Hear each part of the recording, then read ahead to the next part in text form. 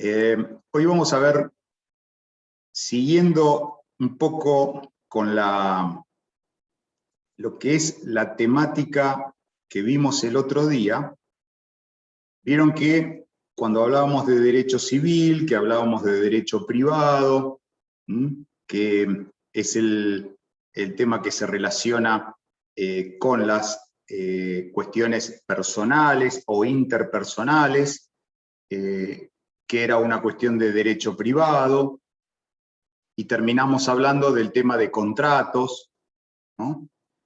En los cuales se involucraba un contrato de trabajo, y hablamos de que los contratos y las formas y las cosas que tienen sirven para cualquier tipo de contratación, y que, a ver si recuerdan, el tema de los contratos profesionales.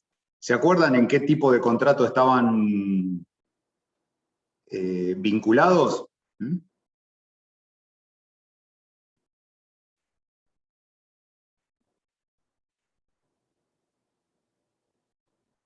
¿No se acuerdan? ¿Se acuerdan que hablamos de contratos que podían ser conmutativos, unilaterales? Bilaterales. Bilaterales eran los contratos exactamente que rigen a la profesión, porque cada una de las partes tiene derechos y tiene obligaciones. Exactamente. En este caso eran bilaterales. Y lógicamente que, entonces, si empezamos a hablar de que la actividad profesional va a estar sometida a las condiciones de derecho, y que dentro de lo que es el derecho civil tenemos los sistemas de contratación, y que van a ser la forma en que nosotros vamos a tener de percibir por lo que nosotros hagamos, es importante arrancar diciendo qué es el ejercicio profesional. Sí, tenemos que partir de la base llana y más baja posible. Entonces arrancamos a decir, ¿qué es el ejercicio profesional?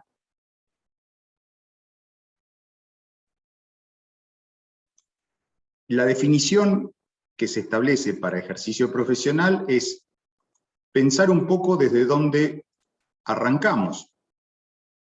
¿Qué es una profesión? Entonces, nuestra definición puede ser que nosotros entendamos o entendemos que una profesión es una ocupación o son ocupaciones que requieren conocimientos especializados, una capacitación educativa de alto nivel, control sobre el contenido del trabajo. El ejercer una profesión también requiere una organización propia. Como tenemos todo esto vinculado, lleva a una autorrealización, porque en definitiva, cuando nosotros nos queremos o queremos llegar a tener una profesión, estamos generando en nosotros mismos esa autorrealización a la que queremos aspirar.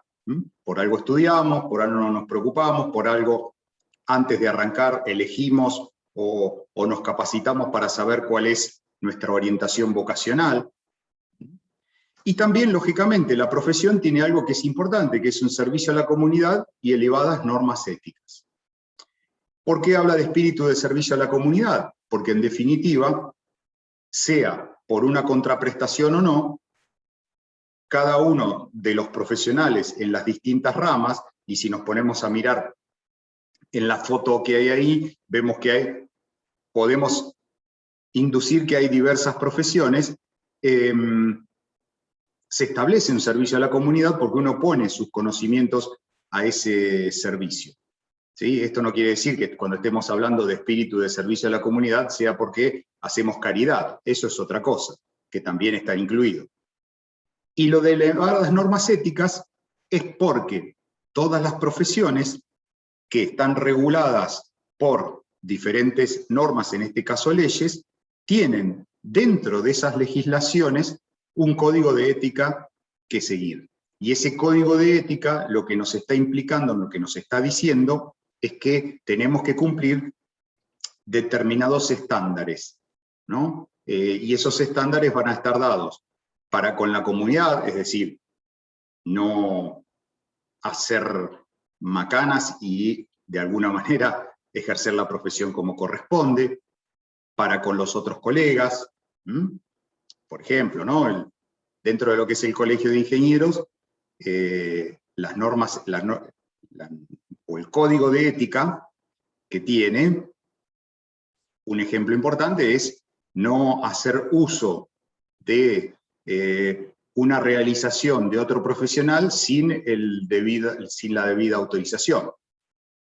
Es decir, no hay que robarse los proyectos que hacen otros. ¿Sí? Exactamente así es. Y si uno lo tiene que utilizar por cualquier cosa, justamente con el debido permiso o autorización, es como corresponde que se debe hacer. Esa es una de las cuestiones de ética, ¿no? Ahora bien, el tema es que nosotros hablamos de la profesión, decimos que es el ejercicio profesional, y lo importante de esto es entender que cuando nosotros estamos hablando de esto y a las leyes que nos sometemos o a las reglamentaciones o regulaciones que queremos, que tenemos presente, no es que esto sale porque hubo 3 iluminados o 3 trasnochados, podríamos decir también, que desarrollaron una ley para que exista el ejercicio profesional. Fíjense que nosotros estamos hablando que el fundamento o el sustento por lo cual después sale las leyes de ejercicio profesional, nacen de la Constitución Nacional. Fíjense que el artículo 14 dice que todos los habitantes de la nación tenemos derecho a trabajar y ejercer toda industria lícita conforme a las leyes que reglamenten su ejercicio. Es decir, que ya el artículo 14 de la Constitución está indicando que hay una reglamentación para el ejercicio profesional. Y después también tenemos el otro artículo, que es el 121, que dice que el listado de esas reglamentaciones es facultad de cada una de las provincias, no existiendo normas uniformes en todo el país. ¿Esto por qué? ¿O qué es lo que sustenta? Que cada provincia tenga su legislación respecto de las profesiones. Entonces, así como en la provincia de Buenos Aires tiene una ley, en este caso la 10.416, que crea y regula el ejercicio profesional de la ingeniería, también hay una ley para los abogados, una ley para los médicos, y en la provincia de al lado, La Pampa, por ejemplo, también pasa lo mismo. Tenemos una ley, o sea, las leyes están establecidas por provincia. ¿Dónde está el fundamento de eso? Porque muchas veces se dice, ¿por qué no hay una ley uniforme para todo el país? Bueno, en realidad habría que modificar el artículo 121 de la Constitución Nacional para poder decir que hubiera una sola ley. Porque eso responde al sistema federal de gobierno que tenemos. ¿Sí? Y siguiendo con los fundamentos de la Constitución, el artículo 75, inciso 18 de la Constitución, dice que el Estado Nacional, mediante leyes que sanciona el Congreso, tiene la atribución de dictar planes de instrucción general y universitaria y otorgar reconocimiento oficial con validez nacional a los títulos que otorga. La ley 24.521 de Educación Superior, a la que estamos sometidos todos los que en algún momento nos recibimos con los cambios que hubiera habido, y a los que están hoy ustedes adheridos a partir de estudiar ingeniería. ¿Qué está diciendo? Que desde la Constitución se indica que la regulación, en parte, de lo que nosotros llamamos comúnmente incumbencias, que son alcances de título, también están fundamentados a partir de la Constitución, que después se traduce en esta ley 24.521, y es la que en definitiva regula lo que después los colegios profesionales y las leyes de ejercicio profesional tienen que velar por su cumplimiento. ¿Estoy siendo muy teórico o se entiende lo que voy diciendo? No, se entiende. ¿Se entiende? Es decir, lo que tiene que hacer esa ley provincial que establece la reglamentación del ejercicio profesional en esa provincia es que el ingeniero que trabaja de determinada manera lo haga conforme a sus incumbencias. Y esas incumbencias no es que las determina el colegio ni la ley que lo regula, sino que lo que se hace es, mediante esa ley, entender que uno debe tener como precepto fundamental lo que dice la Ley de Educación Superior. ¿Sí? Y ahí está todo lo que, bueno, nosotros hablamos o vemos o tenemos, y que siempre se da entre todos los que cuando fuimos estudiantes o ahora ustedes que son estudiantes, ¿qué es lo que me permite hacer mi incumbencia? Son dudas que se plantean, ¿no es cierto, ustedes? Y hasta dónde llega, y qué podemos hacer, y qué nos dejan, y qué no nos dejan. Bueno, justamente ahí está el fundamento de eso.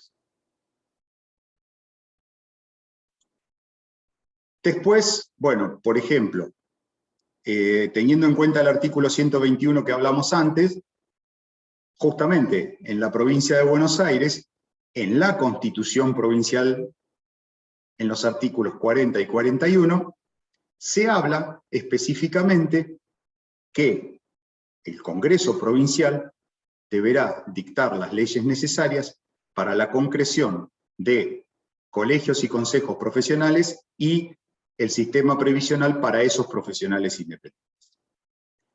A partir de esta Constitución Provincial, con el fundamento de lo que viene de la Constitución Nacional, es que la provincia de Buenos Aires, en este caso, establece mediante leyes la creación de los colegios y consejos profesionales de las distintas profesiones que hay. Por eso es que surgen, y ustedes saben, en este caso que existe el Colegio de Ingenieros, pero que también existe el Colegio de Arquitectos, que también existe el Colegio de Psicólogos, que también existe el Colegio de Abogados, que también existe el Colegio de Médicos, el Colegio de Odontólogos, etcétera, etcétera, etcétera. Todos los colegios que ustedes piensen y se imaginen. Ese es el fundamento desde donde después el ejercicio profesional es que se empieza a regular y a reglamentar, y lo que dicen las leyes específicamente, sea esta, la 10.416 del colegio, que es la original, o una modificación que hubo y pasó a tener como número el 10.698, porque se incorporaron algunos artículos, o cualquier otra ley, es que queda el control del ejercicio profesional en los pares. Entonces, por eso, en este caso, existe el Colegio de Ingenieros, que tiene sus distintos ámbitos, y en una de las desregulaciones que hay en el colegio, que es el Distrito 1, estoy cumpliendo, por ejemplo, como les dije el otro día, la función de presidente, en este caso. ¿Qué quiere decir? Que mediante elecciones, por acuerdos, por lo que fuere, los pares me eligieron a mí o eligieron a una comisión para que nosotros hagamos el control del ejercicio profesional. ¿Y qué quiero dejar aclarado con esto para que se entienda perfectamente? Cuando hablamos de que hacer el control del ejercicio profesional, no es que estamos como policías o como el ojo de gran hermano controlando lo que hacen los ingenieros. Eso también, obviamente, porque todos tenemos que responder justamente a un código de ética, que es desarrollar como corresponde la profesión. Sino que lo que se busca, y el fundamento y lo más importante del ejercicio profesional, es que en este caso los entes colegiales defiendan la profesión. Y que donde tiene que haber un ingeniero desarrollando una tarea, haya un ingeniero desarrollando una tarea. Seguramente, la mayoría de ustedes va a tener ejemplos donde hay lugares que debieran estar ocupados por ingenieros y no hay ingenieros. Sí, es cierto, existe, está, Y contra eso se trata de luchar. No hablo, ni mucho menos voy a decir que es fácil, por eso suceden esas cosas que en lugares donde debiera haber un ingeniero no hay, pero esa es una de las funciones y de las misiones importantes. Les digo más, hasta es más importante que controlar que los ingenieros que están matriculados y todos se porten bien. Se tienen que portar bien, por ende, pero bueno, eso es importante. Yo, por ejemplo, siempre doy, o cuando por allí damos, no sé si alguno de ustedes habrá participado en algún momento cuando damos las charlas de ingenierías para en general, cualquier estudiante de ingeniería, o les ha pasado, pero hay muchos ejemplos de lo que el ejercicio profesional requiere. Y por eso que también a veces cuando los órganos colegiados están, son los que tienen que tratar de ayudar a defender lo que otros no hacen. Es muy fácil, lamentablemente, en este último tiempo, que haya mucha gente que haga denuncias contra ingenieros porque supuestamente no le cumplieron, ¿no?, con su tarea profesional. Después, ¿qué sucede?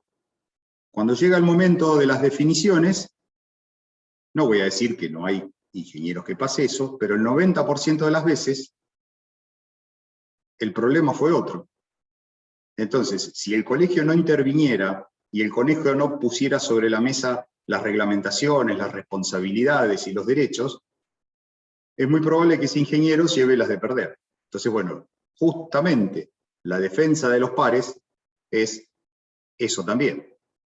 Y por otro lado, si hay un ingeniero que recibe una denuncia porque no actuó como corresponde, se lo debe enviar al Tribunal de Disciplina para que se evalúe su actuación y en todo caso recibir una sanción correspondiente, que va desde lo que se llama un apercibimiento, una tarjeta amarilla, hasta, en casos que hayan sido graves, la suspensión de la matrícula, con lo cual también implica la suspensión de la actividad profesional.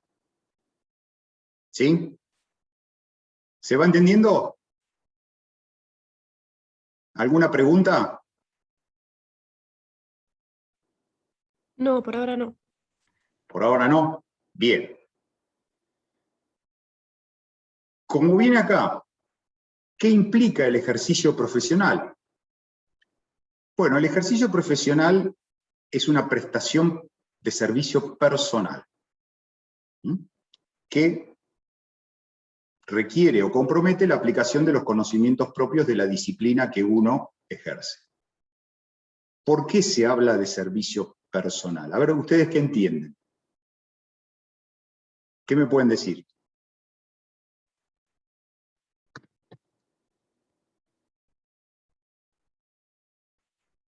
Digan y expresen lo que sientan, más allá de que les parezca que no, porque está bueno esto. Es una forma también de entender qué es lo que van a tener que hacer dentro de un poquito tiempo. A ver, ¿quién se anima?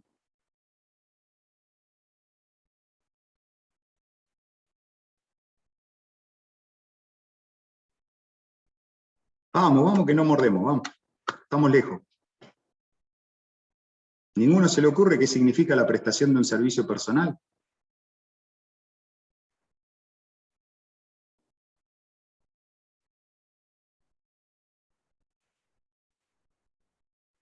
Y si yo les digo la prestación de un servicio de forma personal,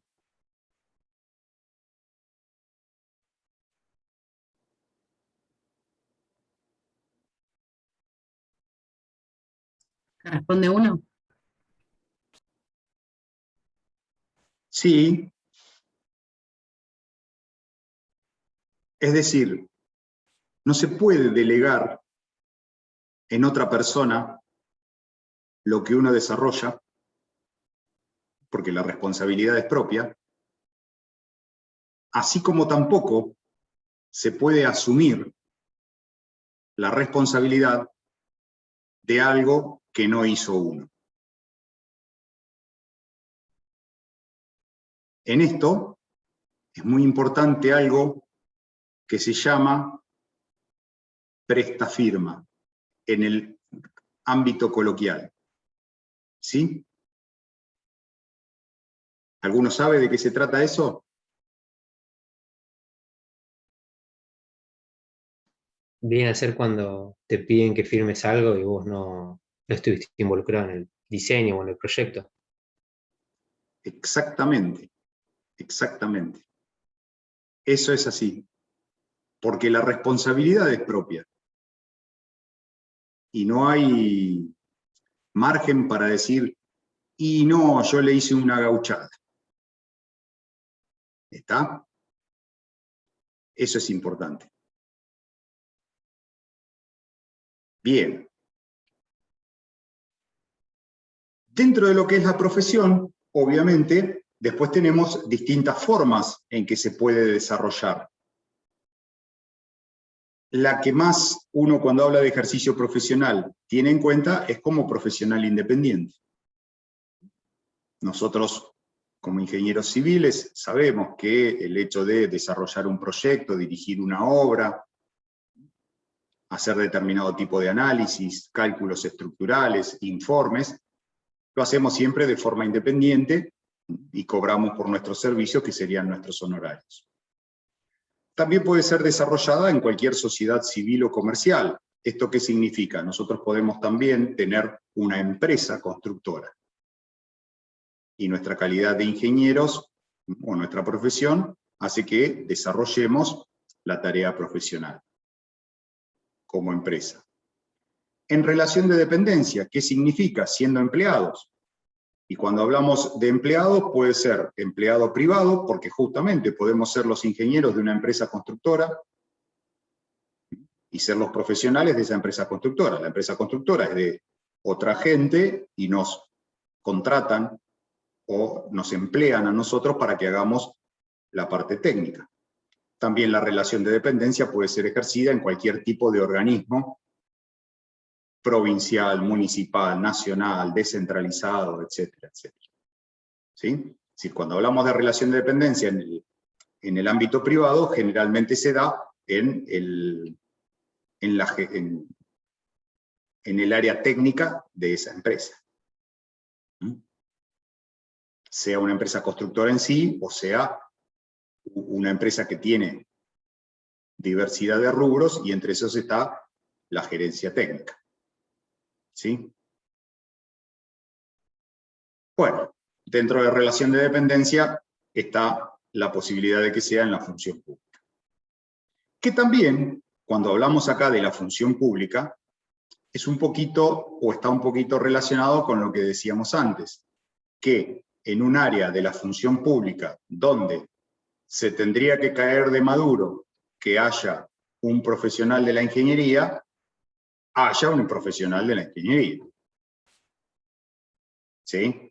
Por más que sea un puesto que tenga cuestiones políticas, que si vamos a estar en la Secretaría de Obras Públicas de un municipio, bueno, que no haya un médico. Eso también depende mucho de cómo nosotros nos manejamos.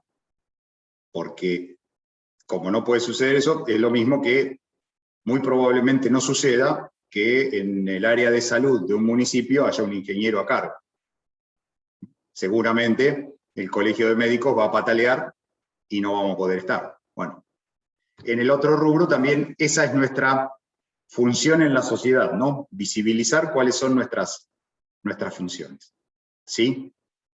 O que también, como profesionales y en la función pública, o en alguna función en sociedad civil o lo que fuere, nosotros estemos en la visibilización para que cuando hay que resolver o dar opiniones técnicas, seamos tenidos en cuenta.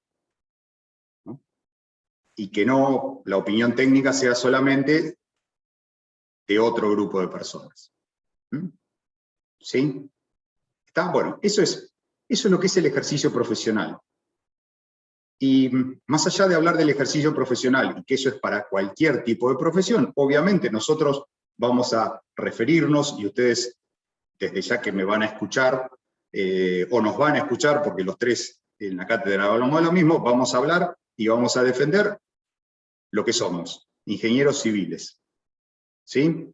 Y nosotros ya tenemos alguna, más allá de experiencia, años transcurridos en la profesión, de hecho, en mi caso hasta dejé el pelo, pero la idea también es que con ustedes, futuros colegas, más pronto que tarde, entendamos que nuestra profesión necesita que nosotros estemos comprometidos en defenderla. ¿Sí? ¿Se entiende ese concepto? Porque por ahí de este tipo de cosas me van a escuchar hablar un poco vehementemente, pero bueno, es porque es importante que defendamos lo nuestro, ¿no? Lugar que nosotros no ocupamos, lo ocupa otra profesión. ¿Sí? Bien. ¿Alguna pregunta? ¿Nada? Bien. Más allá de las legislaciones y normativas vigentes, ¿qué cosas hay como importantes para tener en cuenta como profesional? Y es lo que hablábamos antes, la ética profesional.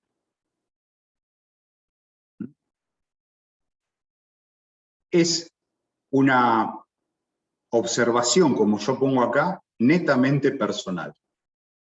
¿Sí? Podemos tener un código de ética que regula las actuaciones o da pie a que cada uno de nosotros podamos ser auditados en nuestra tarea, y ese conjunto de normas éticas que tienen las legislaciones vigentes de los colegios sirvan para, como quien dice, hacer un llamado de atención, pero lo más importante es que el desarrollo de la tarea profesional de forma ética lo tiene que hacer cada uno. Eso es innegable, y si bien acá estamos trabajando en una materia y hablando del ejercicio profesional, sabemos que el desarrollo ético de nuestra actividad tiene que ser inherente a cada uno de nosotros como personas, ¿no? La ética profesional, como bien lo dice ahí, es el conjunto de los mejores criterios, conceptos y actitudes que debe guiar la conducta de un sujeto por razón de los más elevados fines que puedan atribuirse a la profesión que ejerce. ¿Sí? Esto que está determinado y escrito en las leyes de ejercicio profesional, lo que significa es que, en palabras lisas y llanas, tenemos que hacer las cosas bien y de manera correcta, ¿sí? Actuando con esos criterios y valores que hagan que nuestra tarea profesional se desarrolle para que el resultado que nosotros brindamos sea un resultado que satisface a la persona que o a quienes nos contratan. Y en la satisfacción no está que sí o sí tiene que salir bien, porque puede haber algún error, pero que ese error sea por cuestiones casuales y no por desidia profesional. ¿Sí? Bien. ¿Qué más nosotros tenemos? Todo esto que habla de la ética profesional queda expresado en esta filmina. Cuáles son los alcances de un código de ética, cuáles son las obligaciones de cada uno de los profesionales, ¿sí? Podemos hablar mucho, podemos decir varias cosas, pero lo más importante y en resumen está acá. El alcance del código de ética o de la ética profesional es proceder digno en la profesión. ¿Y cuáles son las obligaciones? Respetar y hacer respetar las disposiciones legales y promover la solidaridad, prestigio profesional, desarrollo y progreso de los individuos. Si a alguno en algún momento le interesa o le gusta, el código de ética del Colegio de Ingenieros de la provincia de Buenos Aires está en esta página, y uno lo puede mirar y todo lo que ahí dice. En líneas generales, casi ninguno miramos el código de ética, salvo que tengamos algún problema y empecemos a mirar a ver si quedamos encuadrados o no.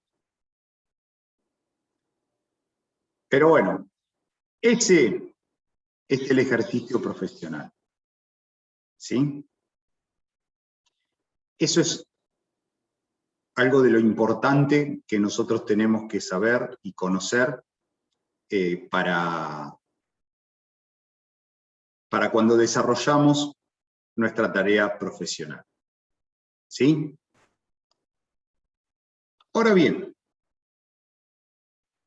dentro de lo que es, vamos acá. ¿Hasta acá alguna pregunta? ¿No les surge o no tienen ninguna duda respecto de todo esto y lo que se les viene? Porque no están tan lejos, ¿eh? ¿O soy muy optimista? Que no están tan lejos. ¿Mm?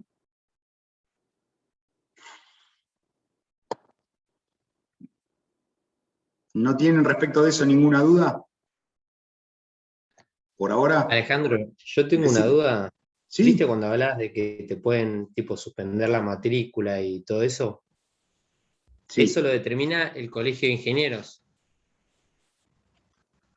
¿O Sí. está relacionado tipo el Poder Judicial, algún organismo público de la nación? ¿Lo podés No. apelar o nada? No, claro. No, está buena la pregunta. Está buena la pregunta. Mirá, eso puede ser de las dos maneras. Pueden suceder las dos cosas o una de ellas. Y lo voy a tratar de explicar de la mejor manera. La sanción ética puede ser una sanción interna dentro del Colegio de Ingenieros por algo que se comprobó que un ingeniero hizo mal, no llegó a una instancia judicial, pero sí hubo un proceso interno por algún mal manejo de algo. No quiero hacer ningún tipo de ejemplo porque, voy a ser sincero, cualquier ejemplo que dé son cosas que han pasado y no corresponde, ¿no?, que se haga. Pero puede haber dentro de lo que es el colegio alguna denuncia que haga algún particular porque un ingeniero no le cumplió con lo que habían pactado. Entonces, ¿qué es lo que pasa? Pasa que, como cualquier proceso que tiene que ver con lo legal, dentro del Colegio de Ingenieros, ante esa denuncia, se le da traslado al ingeniero para que haga su descargo, ¿no? Entonces, ¿qué puede pasar? Que el ingeniero, por ejemplo, como no es una denuncia penal, no le dé bolilla. Entonces, de alguna manera, es como que se intuye que el que calla otorga, ¿no? Entonces, no es que así es como se establece o se dice legalmente, pero yo para que se entienda. Entonces, el colegio, ante esa falta de consideración y de respuesta, puede entender que tiene razón la persona que hizo eso, y que hizo la denuncia, y el colegio tiene la posibilidad de, dentro de lo que son las sanciones, hacer diferentes tipos de acciones, desde llamarle la atención, lo que se llama un apercibimiento, hasta implica la suspensión en distintos grados de la matrícula. Puede ser suspensión de un mes, suspensión de años o suspensión de por vida, ¿no? En líneas generales, estas situaciones de ética, o que pasan al tema de ética, es cuando hay involucrada también o siempre aparece alguna acción judicial. Les voy a dar, eso no hay ningún tipo de problema, un caso que hay, o que hubo, donde aparece un contrato profesional, ¿no? Donde aparece un contrato profesional falsificado, ¿sí? Por una tarea. ¿Cómo nos damos cuenta? Porque es de ese mismo profesional, hay otro contrato profesional de otra obra o de otra tarea, con firma totalmente distinta. ¿Está? Bueno, eso implica que, por ejemplo, cuando se falsifica un contrato, el colegio tenga la obligación de hacer la denuncia penal. Porque cuando se falsifica un contrato, se está falsificando un instrumento público y en eso está involucrado también la firma de los agentes visadores que tiene el colegio que le dan validez a ese contrato. Porque acá se había falsificado todo, hasta la firma del visador del colegio. Entonces, ¿qué pasa? A partir de ahí, no solamente hay una causa penal en la justicia penal como corresponde, porque hay falsificación de documento público, sino que también se manda al profesional, al tribunal de disciplina, porque nosotros no sabemos quién lo falsificó, y quizás el instrumento público lo puede haber falsificado el profesional. No estoy haciendo juicio de valor acá, pero puede ser. Entonces, más allá de la situación penal porque se falsificó instrumento público, hay un tema interno. Se demostrará o quedará en consideración del Tribunal de Disciplina del Colegio de Ingenieros en ir siguiendo los pasos para ver qué sucede. ¿Sí? Ahora bien, hay una tercera pata que sucede cuando a veces se suspende la matrícula del profesional y que no tiene que ver con una cuestión ética. ¿Y qué pasa cuando, por ejemplo, hay actuaciones como peritos y no se cumplió con determinado plazo, o hubo alguna denuncia contra el ingeniero y la justicia falló en contra? Entonces es la justicia la que pide la suspensión de la matrícula. ¿Está? Ahí no hay un problema ético, porque esto puede haber sido una cuestión justamente casual, accidental, en una tarea profesional, que la justicia falló en contra, pide que se suspenda al ingeniero. Bueno, nosotros tenemos la obligación de suspenderlo, pero pasa por otro lado, no pasa por una cuestión de ética. Pero también existe que el colegio tiene que, en función de lo que le indica la justicia, suspender al ingeniero y no puede ejercer la profesión. ¿Quedó contestado, Juan Ignacio? ¿O Sí, sí, ahí quedó más claro. quedó un Gracias, poquito más Alejandro. claro? Bien. ¿Qué más? ¿Qué otra pregunta tienen? ¿O dudas que se le plantean para el futuro próximo?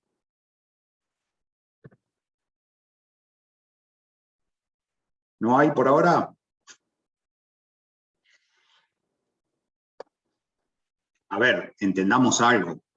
Esto que estoy diciendo acá, que ustedes lo están escuchando, alumnos, yo soy el profesor, no es que sea de asustar a nadie. Sí, son cosas que uno tiene que saber, simplemente. La profesión se desarrolla en el casi 100% de la vida dentro de carriles normales y dentro de cosas normales. No hay problemas. Eso es simplemente así. Lo que pasa que, justamente, vieron que cuando uno está hablando de determinadas consideraciones de ley, vieron que siempre se dice que uno no puede desconocer lo que dice una ley, ¿no? Entonces, el tema está en que uno tiene que saber esto. Después, no es que esto sea para asustar a nadie o que por eso no vayan a firmar un plano. Lo único que no corresponde hacer es firmar un plano y no ejercer la tarea que ustedes están firmando. Ese sí es grave. Pero es grave ¿por qué? Porque ustedes van a ser responsables igual. ¿Está? Eso es lo importante. Que cada uno haga su tarea profesional. Bien.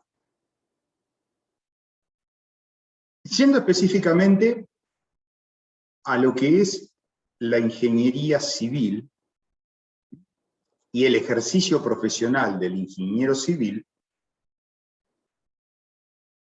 vamos a hacer una breve síntesis de cuáles son los roles que podemos desempeñar. Vieron que nosotros, en una de las imágenes anteriores, hablábamos de cómo podía ser el desarrollo del ejercicio profesional, ¿no? Hablábamos de profesional independiente, en relación de dependencia, teniendo una empresa o cubriendo tareas técnicas en una empresa, en la función pública, ¿sí? Ahora bien, dentro de lo que es el ejercicio profesional, y en cualquiera de estas funciones, sobre todo si estamos en forma independiente o en relación de dependencia en una empresa, ¿cuáles son los roles más habituales que puede tener el ingeniero civil? Y para eso tenemos una serie o las tareas más predominantes que nosotros desarrollamos. Y entre esas nosotros tenemos el proyecto, el diseño, la dirección de una obra, por ejemplo, la representación técnica, es decir, nosotros somos el brazo técnico de una empresa que desarrolla una obra, o la inspección de obra. Y ahí estamos hablando cuando estamos en la función pública, por ejemplo, que tenemos que ir a inspeccionar las obras públicas que se hacen bajo la jurisdicción en la que yo estoy trabajando, por ejemplo, un municipio, o por ejemplo, una repartición provincial, y yo tengo que ir a inspeccionar que las obras se hagan de acuerdo a la licitación y al pliego establecido. En líneas generales, después tenemos un montón de tareas más que podemos hacer como ingenieros, y que no solamente están determinadas por el vademecum o el librito que establece el Colegio de Ingenieros, sino que nos la dan nuestra propia incumbencia profesional o nuestro alcance de título. Como por ejemplo, hacer informes técnicos. Como por ejemplo, hacer informes de estados de situación de una obra, de una estructura. Acá, por ejemplo, también tenemos el cálculo de estructuras, que podemos tener como tarea profesional. Dentro de ese espectro, estas por allí son las tareas que mayormente se desarrollan. Y dentro de esas tareas, para entender un poco qué significa cada una de ellas. Entonces, si hablamos del proyecto, lo que significa el proyecto es la tarea intelectual que se desarrolla, es decir, lo que yo pensé, lo que yo pergeñé mentalmente como diseño, lo traspaso a un plano, y eso es el proyecto. El proyecto en sí no es solamente, o como podría figurar en esta imagencita, la plantita de la casa, o la planta tipo de un edificio. El proyecto involucra toda la documentación que va a dar como resultado una tarea. Es decir, cuando yo digo que tengo un proyecto armado, o presento un proyecto para un desarrollo, no solamente voy a tener el plano de arquitectura, el plano de plantas y cortes, voy a tener también la documentación que hable de las instalaciones, voy a tener también el cálculo de la estructura. Todo eso, como dice allí, toda documentación que se presente contribuye a que sea mejor interpretada esa idea en el desarrollo de la obra. Eso es lo que implica el proyecto. Entregar todo para que aquel que va a desarrollar la obra no tenga excusas a la hora de entenderlo. ¿Sí? Y también, ¿por qué? Porque yo puedo ser parte de un lugar donde se desarrolla el proyecto, pero después no ser parte de los que ejecutan la obra. Entonces, ¿qué es lo que pasa? Aquel que va a ejecutar la obra tiene que entender lo que yo dije o lo que yo expresé en ese conjunto de tareas. ¿Sí? ¿Qué significa la dirección de obra? Es una función que desempeña el profesional tratando de que lo que está expresado en el proyecto, en este caso en los planos y en toda la documentación técnica, sea fielmente representado en el lugar. Si hago una casa, que el constructor que va a hacer la casa, levante la casa tal cual yo la propuse en el plano. No estoy hablando que la dirección de obra haga la ejecución o diga, mirá, el revoque ponele 2 baldes más de cal o 2 baldes menos de cal. Lo que sí se hay que hacer es que el revoque esté bien hecho simplemente. Que los ladrillos se levanten, o sea, las paredes se levanten como corresponde. Que la vivienda esté implantada en el terreno conforme a todas las condiciones del código. Que se cumplan con los retiros, que se cumplan con las ventilaciones, etc. ¿Sí? Y que no me cambien nada de lo que está expresado en el plano sin mi previo consentimiento. ¿Está? ¿Se entiende eso? Sí, una pregunta. Sí. ¿Qué pasa cuando hay una diferencia entre el diseño y después la dirección de obra? O sea, que la estructura es diferente o hay un problema con la estructura y las personas que realizaron la dirección y el diseño de la estructura son diferentes. ¿Quién se hace cargo cuando hay un problema así? El cargo... ¿Todos? Sí. No, el cargo es así. Si la dirección de obra es distinta al que hizo el proyecto, ¿sí? Lo que tiene validez como cosa cierta es el proyecto. El director de obra se tendrá que hacer cargo de por qué, del cambio que hizo, si ese cambio trajo algún perjuicio. ¿Está? Lo que tiene validez como documentación que responde a una tarea profesional y está hecho, es el proyecto. Cuando hablamos en este caso, para darte el ejemplo exacto, de cálculo estructural, lo que vale es el cálculo estructural con todo lo indicado. Si yo, director de obra, o albañil, o ejecutor de una obra, cambié algo de lo que estaba establecido en el cálculo, voy a ser el responsable. ¿Está? ¿Por qué? Vamos a este ejemplo. Supónganse que estamos hablando de algún caso, o no sé si vos te lo estás imaginando por algún ejemplo.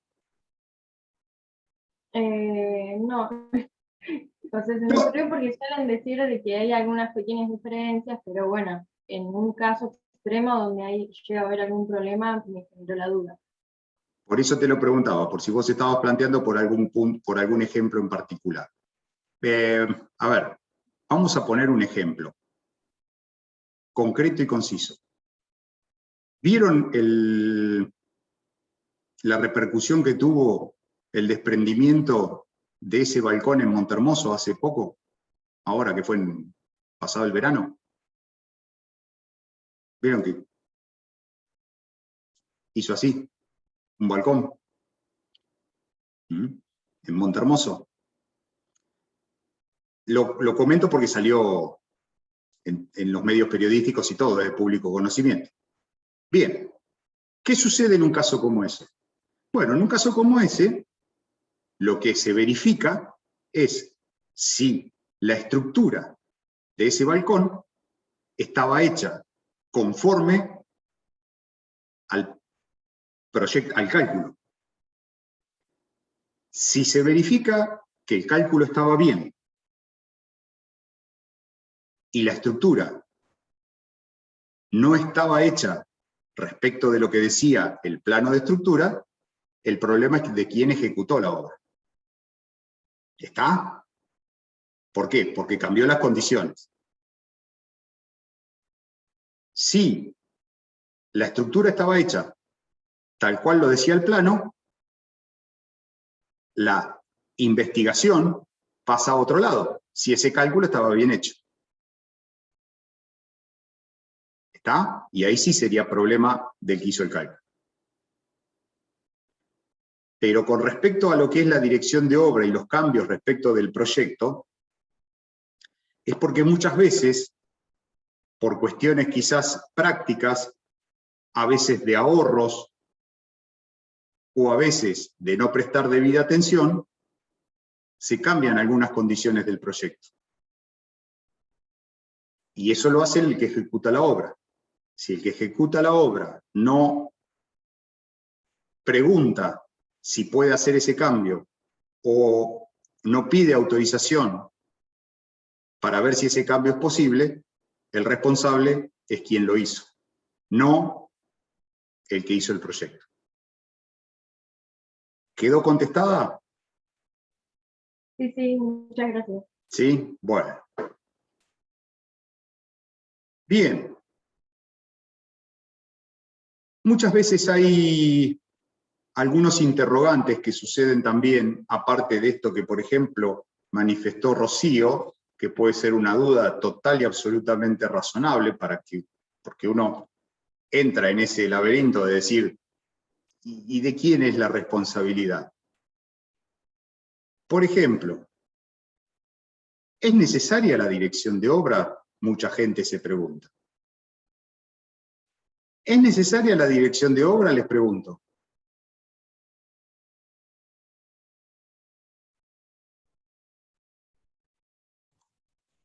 Y sí. Y sí, exactamente. Para que suceda ¿qué?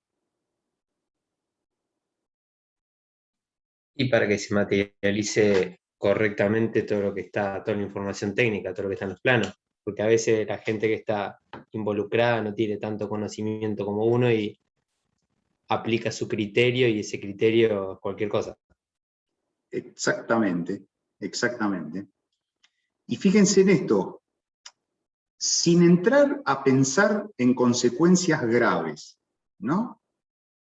Y hablando de cosas que son quizás hasta un poco más sencillas. Cuando nosotros hacemos un proyecto, supónganse de una vivienda, ese proyecto va a tener que cumplir con los condicionamientos del código de planeamiento del lugar, con los retiros fundamentalmente. Si no se hace la dirección de obra, y vieron que muchas veces pasa que se contrata después el dueño, el que va a hacer la casa, contrata un albañil. Si no se hizo el control, y el constructor o el albañil que va a hacer la obra le pifió en dónde ubicar la casa dentro del terreno, por allí sucede que determinados ambientes queden invadiendo, por ejemplo, un retiro. Si pasa eso, la vivienda nunca va a poder ser homologada como una vivienda correctamente implantada y va a quedar fuera de reglamento. ¿Qué sucede con esto? Que muchas veces, cuando ya la vivienda está en ese problema, supónganse que después la quiere ampliar, y ya la municipalidad les va a decir que no, porque ya la vivienda es antirreglamentaria de entrada. Fíjense que no estoy hablando de algo grave, o sea, lo más grave que va a pasar es que después nos van a querer matar a trompada a nosotros, los dueños, ¿no? Porque no se hizo el control. pero digamos, no estoy hablando de casos graves en los que esté en juego vidas o situaciones más difíciles. Pero bueno, por eso es importante también o es necesaria la dirección de obra. Porque después, una vez que está levantada la casa, no se soluciona más eso. ¿Sí? Y por ejemplo, estamos hablando de una casa, pero también puede suceder si yo tengo que hacer una construcción del tipo comercial.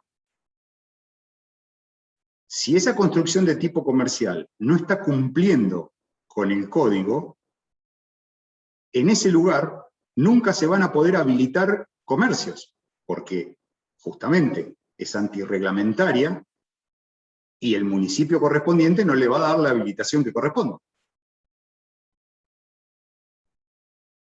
Y yo por allí hice una construcción porque ahí quería poner mi empresa de tal cosa, mi comercio. ¿Está? Bien. Esto es lo que sintetiza por qué es necesario la documentación, y que en estas palabras están expresados lo que dijo Juan Ignacio, ¿no? Interpretar lo que está explicitado en el proyecto.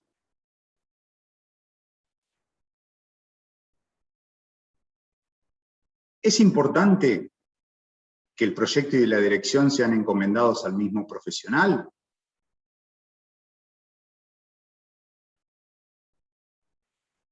Y sí, no es necesario, pero es lo más lógico, porque es el que, si el profesional que hace la dirección de obra es el que hizo el proyecto, va a ser mucho más fácil interpretar lo que en el proyecto se expresó. ¿Sí? Es una cuestión natural. ¿Qué más podemos hablar de la dirección de obra? Que el director de obra es, de alguna manera, los ojos del comitente en la obra.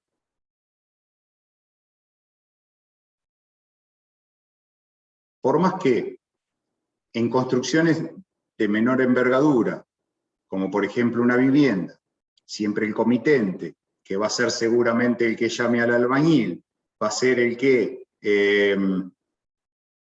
tenga contacto directo y vaya a la obra y hable con el albañil, siempre es importante saber que, de alguna manera, el director de obra, en muchos casos, es el nexo entre el cliente y el constructor, sobre todo cuando las obras son de mayor magnitud.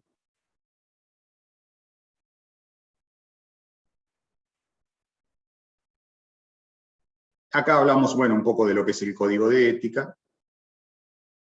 Hay una figura que también ustedes la van a ver, que las van a tener cuando vean o cuando veamos el tema de honorarios profesionales, que se llama dirección ejecutiva.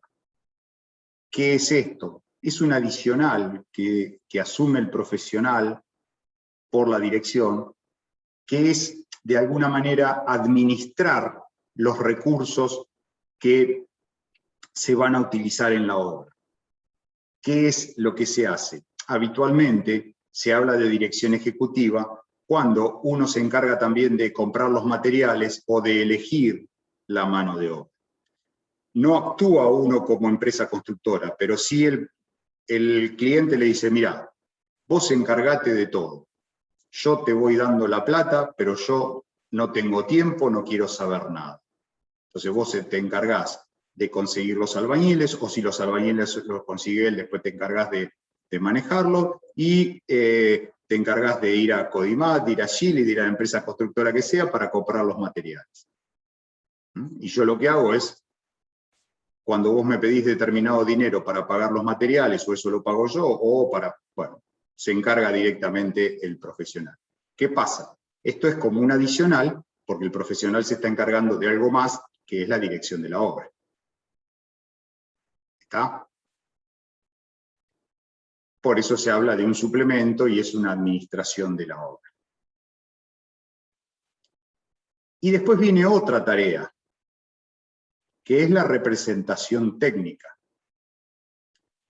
Esta tarea es una tarea que se desarrolla como profesional, generalmente de una empresa constructora. ¿Sí? Nosotros podemos tener o encontrar empresas constructoras cuyos dueños son ingenieros, o podemos encontrar empresas constructoras cuyos dueños son gente que se decidió poner una empresa constructora, pero tienen u otra profesión o no, y se dedican a la construcción. Entonces para eso necesitan tener un staff técnico justamente para poder desarrollar. Entre ese staff técnico va a estar el que va a asumir lo que se llama la representación técnica de cada obra, que es el profesional que va a ser el responsable de la ejecución de la obra. ¿Sí?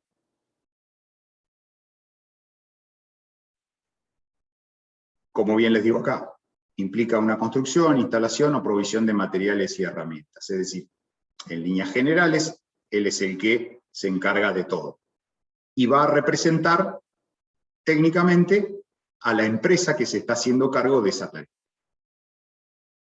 Siempre piensen en esto. Cuando se habla de la figura de representante técnico, generalmente se está hablando cuando se desarrollan obras importantes, obras públicas, por ejemplo, edificios, en lo cual hay una empresa constructora que no necesariamente, o también puede ser que el dueño de la empresa constructora sea un profesional, pero no quiere asumir eso porque él está trabajando o es un empresario de la construcción, entonces tiene a un profesional ingeniero que le hace la tarea técnica. ¿Sí? Eso es lo que hace el representante técnico. Hacer esa tarea para la empresa constructora. Es el profesional que está cotidianamente en la obra, que lee, interpreta los planos y los transforma en desarrollarlo en la obra, que se tiene que encargar del personal, de decir qué hace cada uno, que se tiene que encargar de que no falte materiales. Y justamente, ¿por qué tiene que ser un profesional? Porque tiene que interpretar lo que se le presentó como proyecto. ¿Sí?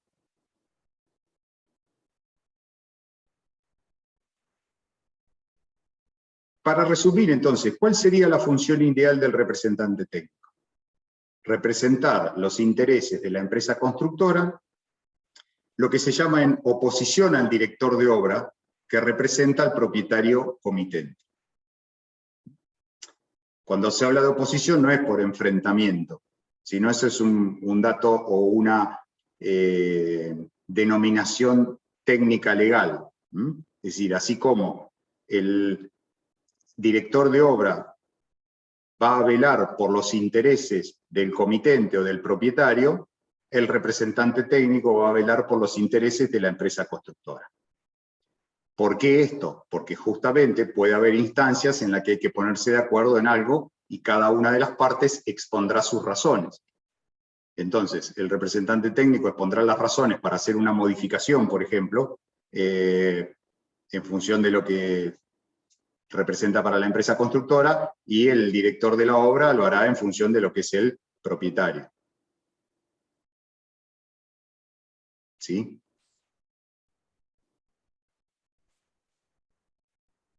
Y colorín colorado, todo lo que es ingeniería y roles ha terminado.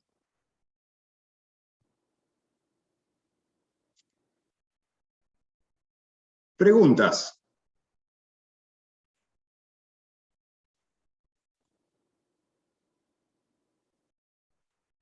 ¿Nada? Por el momento, nada. ¿Se entiende todo lo que tenemos para hacer y que podemos hacer? ¿Sí?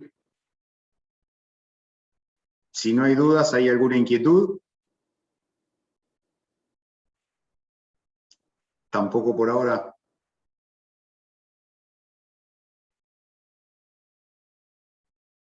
Bueno, chicos, en realidad